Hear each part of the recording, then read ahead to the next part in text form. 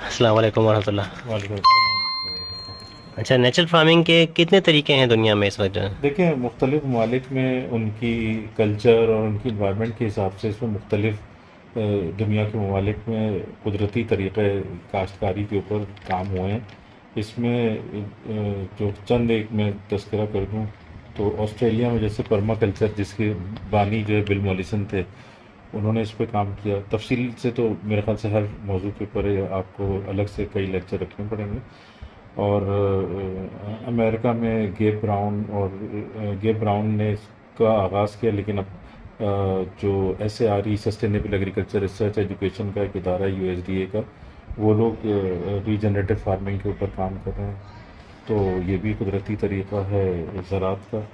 इसी तरीके से कोरिया में यंगसन चो हैं, इनके फादर थे मास्टर चो, जिन्होंने इसका आगाज़ किया। ये जाडाम नेचुरल फार्मिंग कहलाती है। जाडाम कोरियन ज़बान का लफ्ज़ है, जिसका मतलब होता है पीपल हु लव नेचर, या जो कुदरती तरीके से ज़िंदगी गुजारते हैं। और इन सबसे पहले फुकियाका ने जापान में नेचुरल फार्मिंग के नाम से काम किया। इसके अलावा जर्मनी में हुगल कल्चर का तरीका जो है वो राइज है। तो ये सब के सब जो है वो फितरी तरीक़े भी हैं और ऑब्वियसली ऑर्गेनिक भी हैं। तो इनमें अगर आप अलग अलग एक सीरीज़ ऑफ लेक्चर बना लेंगे तो इसकी फिर तफसीलात से आप अपने नाजरीन को आगाह कर सकेंगे। वर्मा कल्चर का थोड़ा मुझे बताएं इसमें। पर्मा कल्चर जो है वो एक, ये दो लफ्ज़ों से मिलकर बना है, परमानेंट और कल्चर। तो ये एक तरह से एक सस्टेनेबल फॉर्म ऑफ लिविंग है, जिसके अंदर इंसान जैसे पहले छोटी छोटी कम्युनिटीज़ में रहते थे, तो इसका पार्ट इंसान भी हैं, जानवर भी हैं, परिंदे भी हैं, और ऑफ कोर्स के दरख्त और सारी चीज़ें, सब्जियां, फल, वो भी चीज़ें हैं। इसके ऊपर पाकिस्तान में बदकिस्मती से कोई ख़ास काम नहीं हुआ, लेकिन इंडिया ने इस पर बड़ा काम किया। और पर्मा कल्चर में हम ज़मीन की लेवल को चेंज करने की बजाय ये करते हैं कि उसकी जो टोपोग्राफी है उसको यूज़ करते हुए हम इसके अंदर जो मुख्तलिफ एलिमेंट्स हैं वो हम डिज़ाइन करते हैं, जिनका आपस में लिंक होता है। और मसलन जैसे इसके अंदर जो बुनियाद होती है वो आपका घर होता है, जहाँ आप रह रहे होते हैं। तो अब जो आदमी रह रहा है उसको अपने घर में खाना पकाने के लिए किचन गार्डन की ज़रूरत है, तो किचन की साइड से एक दरवाज़ा निकलेगा जहाँ आपका किचन गार्डन होगा। उस किचन गार्डन में आपकी हर सब्जियां और ज़रूरत की ये सारी चीज़ें लगी हुई होंगी। और उसमें वहीं आपकी मछलियों का एक छोटा सा तालाब होगा जिसमें आपकी मछलियाँ भी होंगी।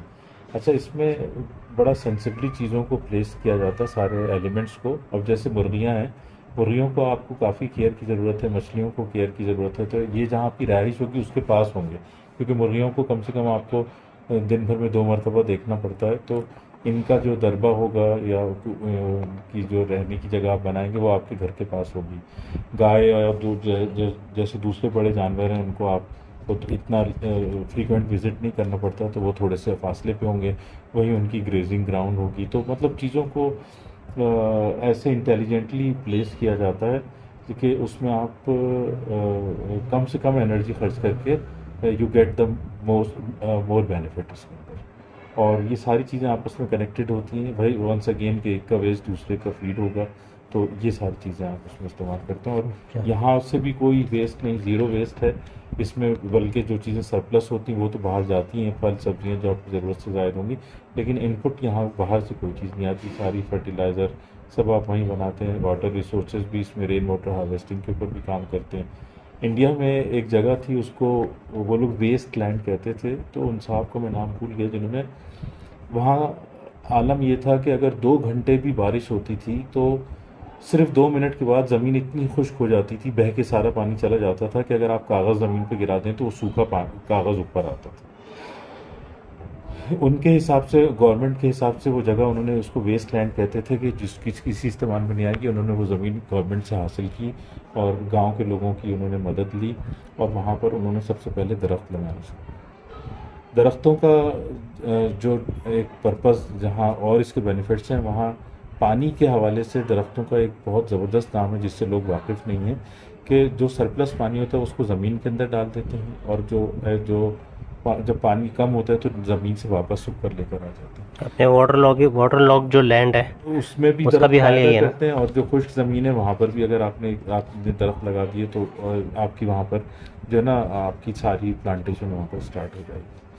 तो अब वहाँ पर ये हाल है इंडिया में उस जगह पर कि अगर 2 घंटे भी बारिश हो तो उस ज़मीन से एक कतरा भी पानी का बह के बाहर नहीं जाता, वो सारा का सारा पानी ज़मीन के अंदर वापस से परकुलेट हो जाता है। जो जगहें हमारी इस वक्त खुश्क साली का शिकार हैं वहाँ पर ये नहीं कि बारिशें सिरे से होती नहीं होती हैं, इरेटिक बिहेवियर हो गया कि जो पूरे साल बारिश होनी चाहिए वो मालूम हुआ कि आपके 2 घंटे में हो गई वो बारिश, लेकिन हम उस पानी को रोक नहीं पाते, वो निकल जाता है, बह के चला जाता है, नदी नालों से होता हुआ समुद्र में जाके ज़ाया हो जाता है। तो अगर हम उसको किसी तरीके से उसको स्लो डाउन कर लें, रेन वाटर हार्वेस्टिंग के ऊपर ब्रैड लंकास्टर ने काफ़ी काम किया, उनकी 2 किताबें भी हैं रेन वाटर हार्वेस्टिंग के ऊपर, नेट से अवेलेबल हैं, अमेजोन पे भी हैं। तो अगर उन टेक्निक्स को इस्तेमाल किया जाए कि तो, और इसमें बिल मोलिसन जिन्होंने पर्माकल्चर की बुनियाद रखी, इसमें इन्होंने काफ़ी सारे तरीके बताए हैं जिन तरीक़ों को इस्तेमाल करते हुए हम बारिश के पानी को महफूज कर सकते हैं। बल्कि बिल मॉलिसन ने एक दफ़ा जिक्र किया था, डॉक्टर एलमीर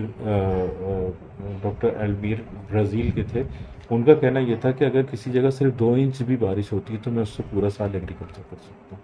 तो मतलब 2 इंच बारिश भी अच्छी खासी होती है अगर हम उसको तरीके से इस्तेमाल करें। तो बेसिकली अगर हम को ये नेचर को समझ में आ जाए और उसको हम ऑब्ज़र्व कर लें और इसको हम इस्तेमाल करना शुरू कर दें तो हम अपने तमाम मसाइल का हल निकाल सकते हैं। सही, जज़ाकल्लाह।